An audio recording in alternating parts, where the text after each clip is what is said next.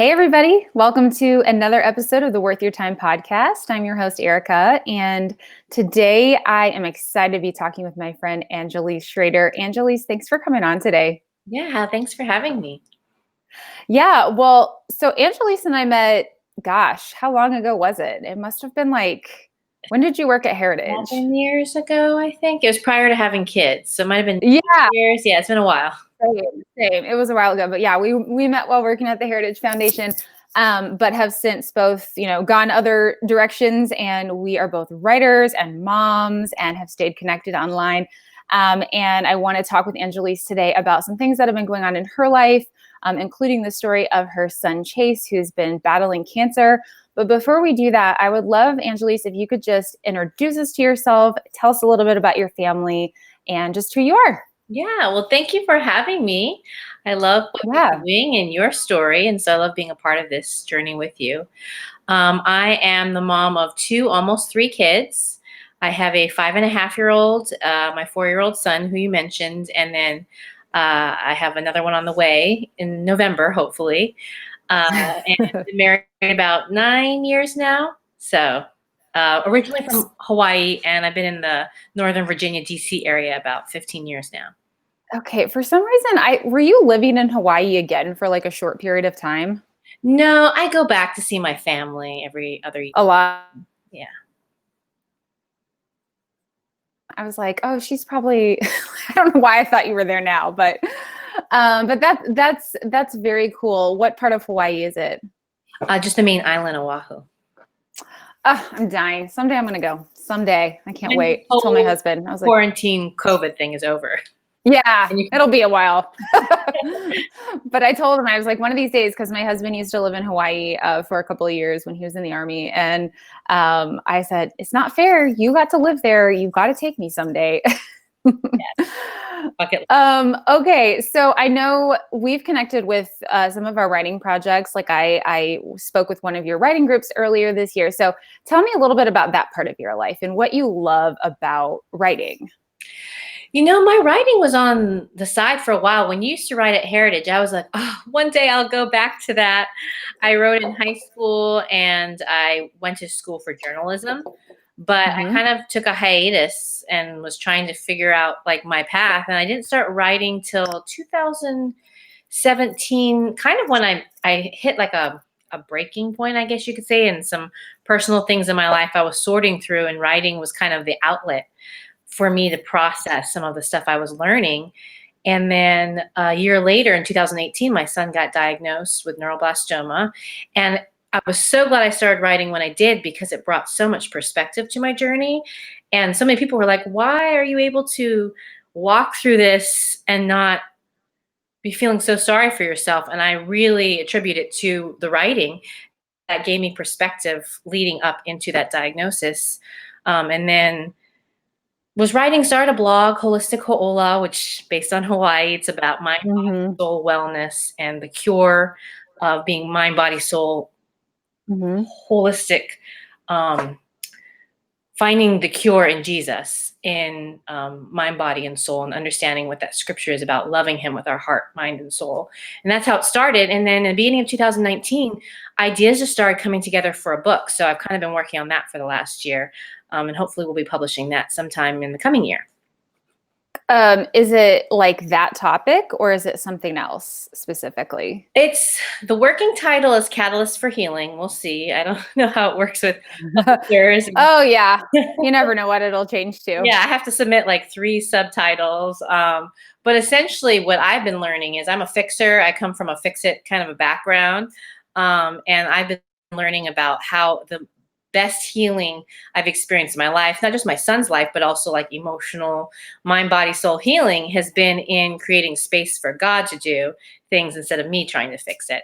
And so it's kind of talking a little bit about that and how we can create space for the people around us to walk in that healing as well. Because my heart really is for our communities, instead of to experience real healing instead of us trying to fix everything with our words and our ideas. So what does it look like? What's an example of it, what it looks like to create space in your life for God? Well, I can give a quick story from Sure. my Yeah. son's cancer journey, actually. Back in, like I said, I'm a fixer. I like to make things happen. If something's wrong, I'm going to call the right people and knock on the right doors. I think that's a little Washington, Yeah. D.C., Yeah. right? Make it Totally. happen. Campaign. And with my son's diagnosis, one thing I didn't mention, this journey, this whole cancer journey, one of the big healing parts has not just been my son, but it's sort of been our marriage. And we come from very different backgrounds. I am from Hawaii. My parents are kind of, I almost say they're hippies in a sense. Like my grandfather Yeah. lives off the land. He grows organic almonds in Central California. And my husband's family is, my husband's father is a lawyer for a big firm in DC, or he was. And so we look at the world through very different lenses. And when it came to my son's health, we also looked at the world through very different lenses.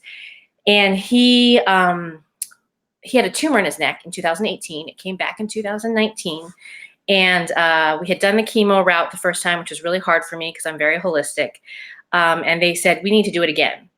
And I was praying about it and talking to the Lord about it. And I really had the strong sense that the Lord wanted to do it differently this time and that he was going to cut it out via surgery. And we had talked to our surgeon. We knew that was an option.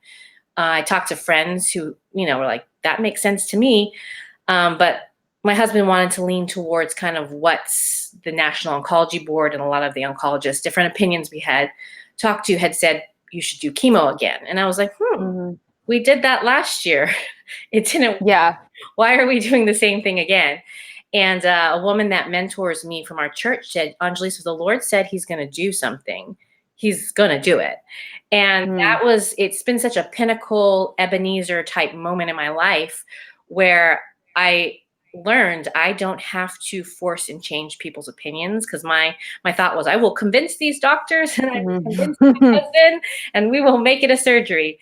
And at the 11th hour, I think it was like 2 days before the potential surgery, the doctors all changed their minds. Like, I don't know how to explain what happened. We had a conversation with surgeons and I explained my concerns about doing the same thing again.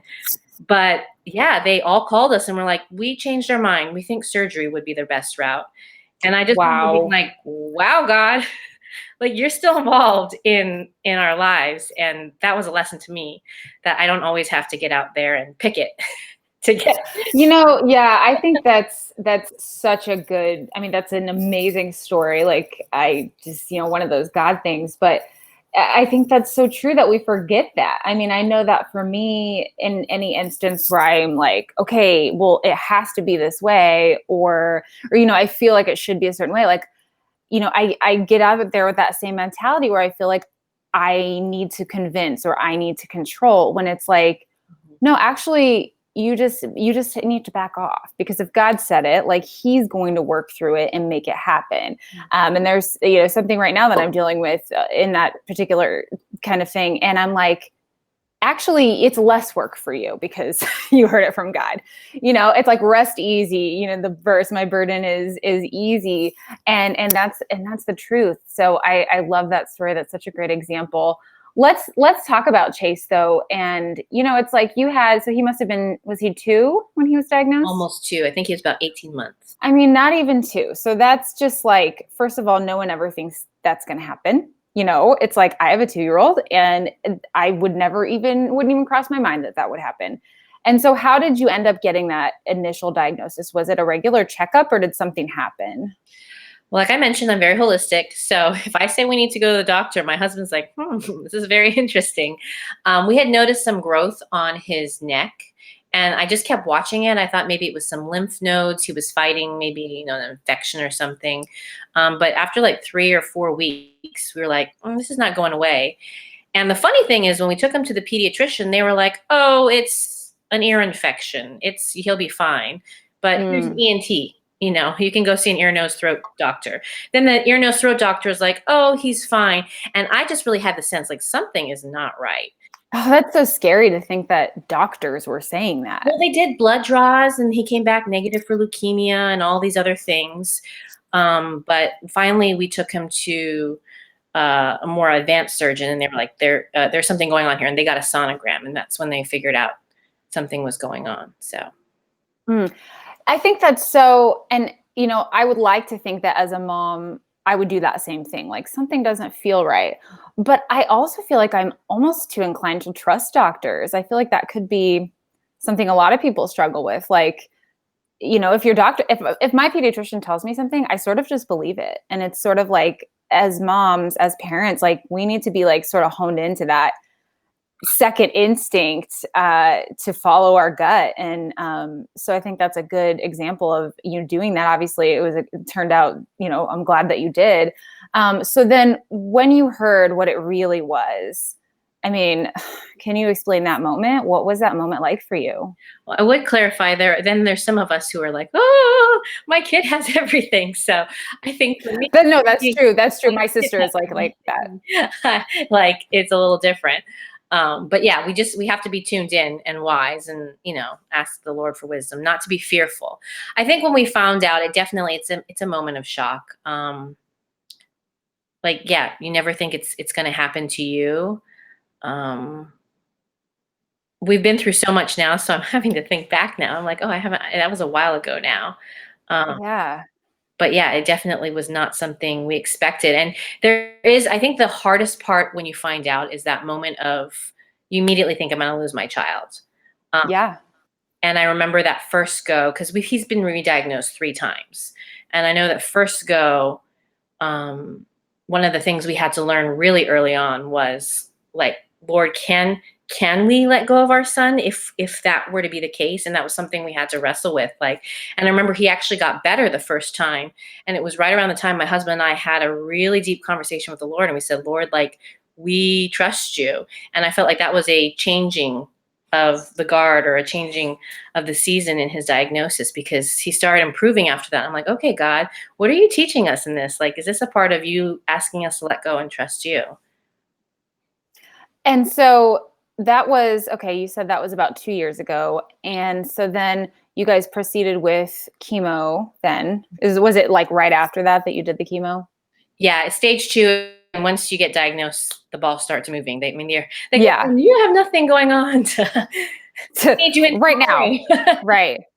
And so how quickly then was the cancer supposedly, it was gone at some point after that, right? We caught it really early, which was a huge praise. So he did 2 rounds of chemo, and he was, I guess the national standard is that you then monitor it. If it's shrunk by a certain percent, I think it's shrunk by like 85%. And so at that point you monitor it. And he has scans every 3 months, and it didn't come back for a whole year. So. And at that point, are you feeling a little less nervous? Like thinking that, okay, maybe we're out of the woods? Yeah, I think, yeah. By the time the 4th scan came, although we started noticing growth again right around, it was exactly a year after the first diagnosis that we noticed this. We were in California, and we noticed the growth again in his neck. So we actually weren't surprised when they told us it had come back. What kind of like personality do you have? You seem kind of calm. Oh, God, you working then. I was going to say, you seem calm right now. Of course, you've talked about this a lot already, but I just, I of course can only imagine myself and like the amount of panic that would grip me, seeing it come back. Like if you're, just going along on your day and then all of a sudden you notice this, I mean, I feel like I would want to just like flop on the floor and not move. Obviously you can't do that. You have 2 kids and you're got to live your life, but how do you work through those emotions that can be paralyzing? I mean, this is where the faith really comes into play, because I have those moments, and those moments do paralyze you, and then you're no good. You can't really, you're not very helpful to your kids or your husband. And so yeah, it's when those moments come, like, do I believe God is who he says he is? Like, is he for me? Are his plans for me? Like, even if I don't understand the details of what's going on. Definitely when we noticed the growth and we thought it could be coming back, I remember like agonizing before that scan. Like, is it coming back? Are we going to have to deal with this again? I think we're calm at this point because we've seen God move so many times before. I am on my blog, I started something called the Ebenezer series, where I interviewed other people to talk about God's faithfulness, because I think that's something the Israelites did, is they built stones to remind them of how God had moved in the past. Because when you're in that moment of having to face it again, you can remind yourself, that's right. He's been Mm. faithful in the past and things. And that's why we have to write it down. We have to remember it. Otherwise, in those moments, you are paralyzed by fear. If you don't have something to remind yourself of who he is and what he's done in your life and in other people's lives. Yeah, that's so true. I just finished reading the Old Testament, and I just so much through the Old Testament, it's like constant references to God's work in the past. Just remember that He did this for you, and this is the God that brought you out of Egypt, and it is, yeah, it's so important to maintaining faith, like in the hard moments. What do your conversations with God look like when you're talking with Him about this? How does that relationship look? Well, you think I'm very calm. Just the spectrum I'm on. There are definitely moments where I'm like, Lord, what are you doing? I thought this was over. I mean, we're kind of on the tail end of treatment for this third go. And I'm like, Lord, I'm tired. This baby's coming. I'm Yeah. ready for this journey and this chapter to be over. So we definitely have those moments, especially when we're physically exhausted, where God, please show up and help. But then there Mhm. are moments too where I've learned, like, when we worship in the midst of those moments and we declare who he is, like there's power that breaks things in that. Actually, the song that came out right when he got re-diagnosed, we were listening to in California on the drive, um, before we had to head back to Virginia for his diagnosis. And it was the song, Raise a Hallelujah, which was written about a little boy who was diagnosed. And it was written, Oh. I think, Bethel Worship. And it was all about raising a hallelujah in the midst of the storm when you don't understand it. And I remember that song came out right around that time. And I remember singing it as we were driving in the car, not knowing the diagnosis, and being like, yes, we can worship God even though we don't know what is going to happen. And there's so much freedom in that, and the peace that passes understanding. So yeah, some of my prayers are like, Lord, where are you? But then there's some that are that I think he's taught me how to worship in the midst of the hard moments, because that's where the peace comes from, so that you can keep walking. So Yeah. Yeah, it's so much like in so many hard situations, it's you don't know how you do it until you have to do it. And when you have to do it, and when that's all you have, like that's what you use. And then God gives what you need through that, when you need it, not before. And I always consider that when thinking about situations, that could arise in life like this. Um, Let me see here. So, how is Chase doing now? How does he handle his treatment and stuff like that? he's so wise beyond his years. Sometimes I feel like honored to be his mom, because he's a Mm. really, really special young man, and I'm like, I know God has amazing plans for his life. I remember, I think I posted on this on Instagram, when he had to have a surgery, and he was only 3 years old last year. And I was like, how do I build faith into my son's heart? Like, I have faith, right? Or God's teaching me things, but he's 3. And I remember I found him reading his little children's Bible, or like the little, with the little pictures. And he loved the story of the centurion soldier, especially during the first year of his diagnosis. And I remember, like, the Lord saying to me, Angelise, like, all you have to do is point him to me. Like, I have my own relationship I'm building with him. That Mm. was a really encouraging moment for me. I mean, there are definitely moments when I have to pray and I have to, you know, remind him. There are moments when he asks, why do I have to go through this? He's smarter now. He's 4.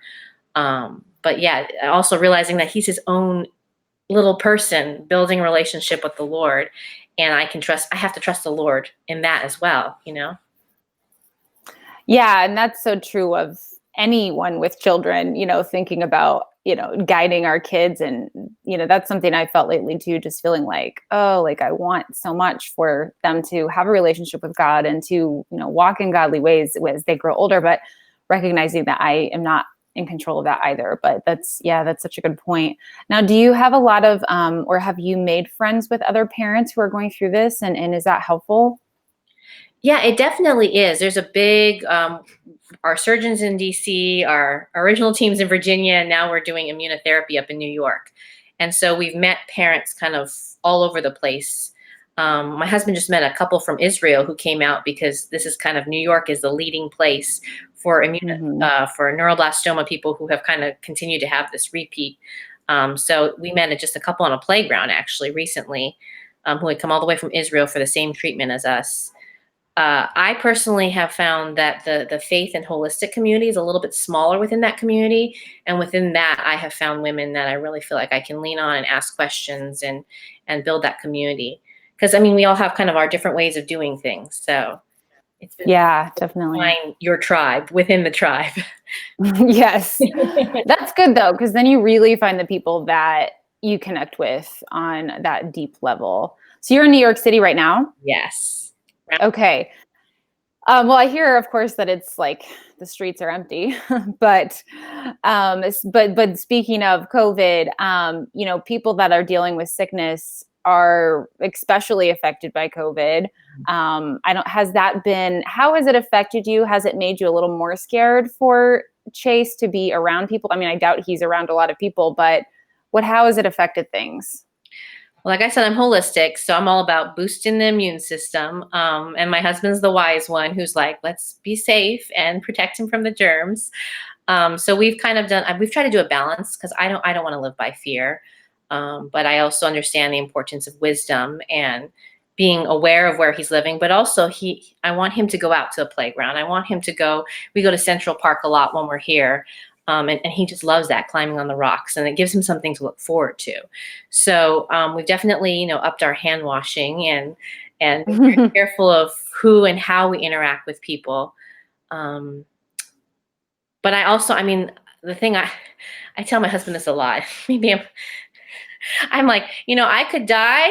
I could live on the middle of a battlefield with bullets whizzing past me, and I was like, and I could die from a poisonous spider bite inside my house. So I want to live each day in obedience to what God has asked me to, learning to honor, you know, the things my husband requests of me, but also not allowing that to define us. I think the hardest part of COVID and my son walking through this has been just the testing, the constant testing. And even the hospitals have said, like, I'm so sorry, this is just policy that we have to test him for the coronavirus, like before every procedure. So he's had 20, 25 tests. We actually had a conversation with the team yesterday, and we're like, there's got to be a different way, because this is like the sticking the thing up the nose. Yeah, it's too hard for a 4-year-old. And he told me, like, Mom, this is too hard. So I'm hoping that maybe we can see some policy changes where they give people options. I know some nursing homes, they'll do like a saliva test or something else. That's something my husband and I have been talking about. Like,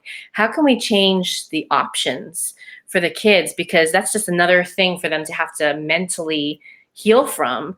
Yeah, that's trauma. Like, I mean, I have no medical expertise, but I just don't understand why they need to do it that way.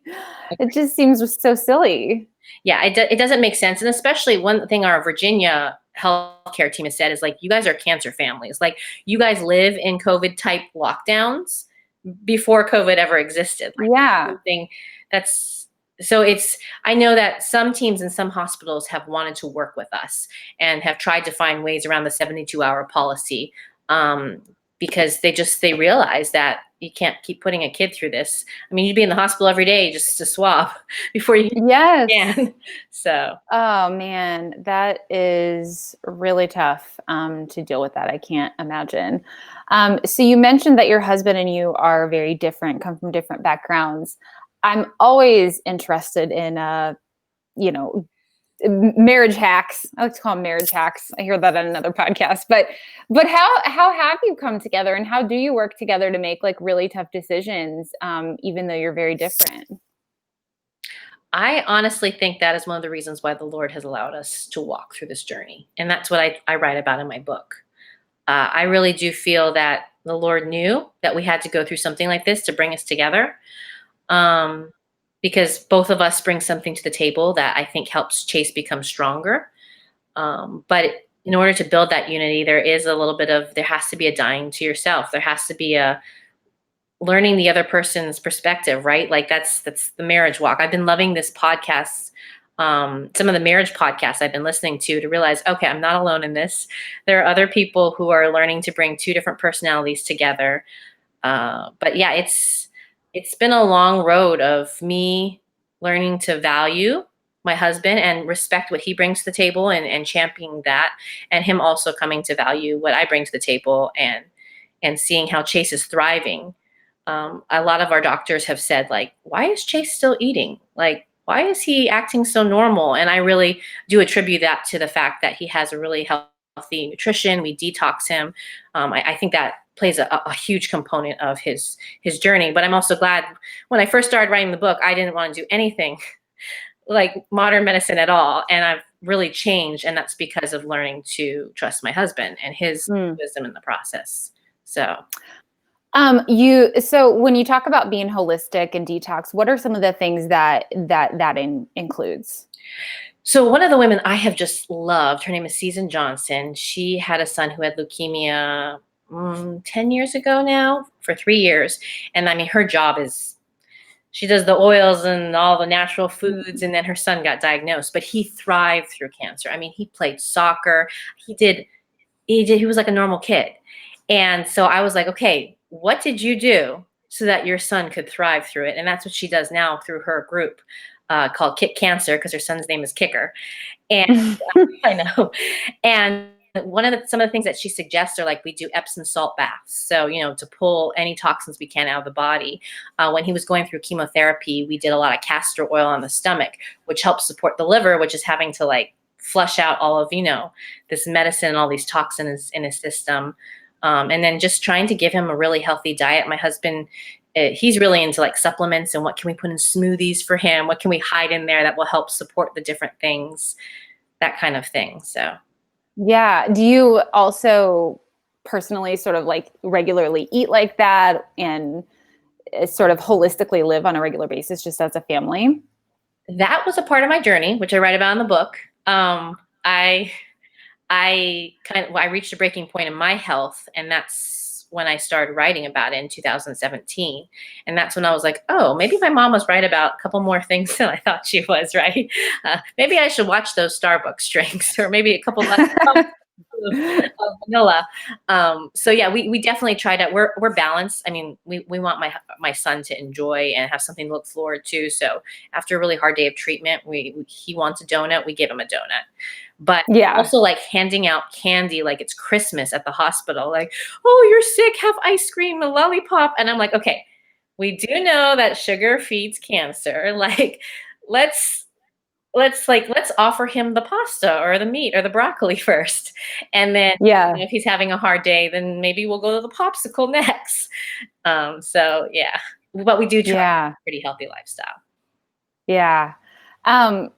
So you mentioned this lady, holistic lady that you follow. Are there any other role models or people that you really look up to that you followed for advice or just wisdom? Oh man, the internet is full of just so many wonderful people that are sharing their wisdom. Don't you love the podcast and everything? My husband and I have really been loving the Lover Work podcasts. We were talking about parenting earlier, because we've both found that we are both very driven people. I come from a very traditional background, and realizing, like, okay, I'm actually a better mom when I am involved in things that stimulate that another part of my brain. And so how do we kind of partner? Their motto is, can you um, stay in love, raise a healthy family, and change the world? I think that's what their motto is. And they ask a lot of other couples in that same category and learn tips or tricks from them. So we've really enjoyed that book, and we're trying to do it together in that podcast. And then when it just comes to, like, biblical learning, I love Christine Kane, Priscilla Shirer, Shelley Giglio. They're just inspiring and classics. Yeah. They're so good. I love Christine Kane so much. Yeah. What would you say, I don't know, this is sort of a big question, but looking back, over these past couple of years and now where you are, what would you say maybe you've learned about yourself and learned about God? How would you say you've changed as a person after going through this with your son? I definitely am not the know-it-all I used to be. You learn a lot about grace and the importance of understanding that his strength is magnified in our weakness. I feel like that's kind of the battle I keep fighting with my son, is I keep wanting to fight based on what I know and often goes against what the hospital knows, and trying to figure out, where do I fight for my son and where do I trust God in this process? Because I mean, I'm constantly up against the door of people who are like, it's a different way of doing health, the way I do it based in the hospital. So I feel like it's this constant shaping of when do I fight and when do I trust? Mm-hmm. So I think that's the biggest thing. And then, I used to think I knew all the pieces and how things should be. And you realize now there's so many different ways of doing life and finding health. And the most important thing is if we can, I think, humbly learn from the people around us, grow, ask questions, be okay being wrong, trust that God can cover us in the places where we do make mistakes, or maybe we didn't make the best choice. Giving ourselves more grace, I think, is essentially what I've learned, is how to give myself more grace. Yeah. Oh, are you hearing an echo? I am hearing something outside in the streets of New York, so I don't know if you're hearing that. It's like a motor. No, I'm hearing my own voice echo. Oh, but that's better. Okay. Sorry, everybody. We're getting close to the end here. So the question I was about to ask, so you are expecting your third baby in like a few weeks, which is exciting, but how are you feeling about it? What are you looking forward to? Are you nervous? Just tell us all the things about it. Well, I feel like as I'm talking to you, I'm like, am I out of breath? You don't sound out of breath. Am I sweating? I thought, yeah, we can do this. We can do New York. I think this is the first week where I'm like, okay, I'm full term. We need to take it easy. Yeah. Slow down. You're getting there. You're like, you've done it before, but you forget. The end is not exactly easy. Yeah. My first two were so close together, and now it's been 4 years. So I'm really excited. I think my biggest thing is just because we are not quite at the end of this cancer journey with my son. So how am I going to balance another area to trust God? How am I going to balance bringing a third child into the world, not in my control, my zone, how I want it, while still having to do these trips up to New York every month, 2 months. They're working with us, but I think we're excited because the Lord had really told me this year that he was doing a new thing. And I really believe we got pregnant with this baby the same week my son got re-diagnosed. And I don't think that's a coincidence. I really do think, because we've been trying for a while, because my son was cancer-free for a while. And I really do think God is a part of the details. The fact that the baby is due like right around election time, the name that we want to give this baby means peace. And I truly believe, God, you're doing something new in our family, and there is a purpose for this child. But yeah, there's a lot of trusting God with so many details out of our control. So you said you're sort of at the tail end of the treatment right now. Is that right? Yeah, he's supposed to do 7 rounds of this immunotherapy, and then we're hoping he is done. This week is the 4th round, so we're at the halfway point. Getting there. Okay. Angelise, what are some books that you're reading, or shows that you're liking, or other podcasts that you could share with us that you're into right now, if you're into those kind of things? Yeah, no, podcasts are amazing. Lover Work podcast, I mentioned that. Just listening to them. Episode 19 with Jenny Allen and her husband, 2 visionaries in one family. Oh, I love Jenny Allen. She's the best. Amazing. So the Lover Work podcast has been awesome for marriage stuff. I kind of do a different things for different topics. So what was the book I was reading recently? The Price and Power of Revival by Duncan Campbell. It's a really, really, really small book, kind of just looking at what's happening in the world today. He talks about what happened in Ireland back in there was like a huge revival of how God worked and moved in the community. And I love seeing that, because sometimes we don't always have the right perspective to what's happening around us in the world. And he gave such a beautiful perspective of how God worked in the midst of what seemed like an upheaval. So that's a book I just finished. But honestly, right now I am in the Googling, how do you care for a newborn? Again. Back to that. You're like, oh yeah, I can't imagine. Because, my son, well, I have a 4-year-old and a 2-year-old, and even 2-year-old 2 years ago seems like a long time ago. So I'm sure it'll all come back to you naturally. I'm like, if you had asked me this question a month ago, I'd say something else. I feel like I'm starting to head into this. Okay, you're about to have a baby. You're going to be out of commission for 3 months, and then you'll be back. Yes. And it's like the first baby, you can at least look forward to I'm going to binge a TV show or something. But when it's your third, that's probably not going to be much on the table. My kids, though, are planning on helping all the things they're going to do to help. So that will be very interesting. So is your daughter 5? She's 5, but yeah. Okay. This is Yeah, 5 is, they can be helpful. They can be a little helpful. I think growing for all of us. I'm sure that are the kids real excited. They're so excited. Although my daughter she really wanted a sister. So now she's pushing for a cat. A female cat. You're like one thing at a time. It's like, let mommy have the baby, let brother get better, then we'll talk about that. Yeah, then we'll talk about animals. Okay. All right, Angelise. Well, thank you so much for sharing your story. I really hope that people are able to find some encouragement from that. I know there are all kinds of people that are going through hard things with their kids, and your message and your faith is such an encouragement. And I think that somebody that's meant to hear it will hear it. So I really appreciate you coming on. Thank you for making the time, Ericka. It's always good talking to you.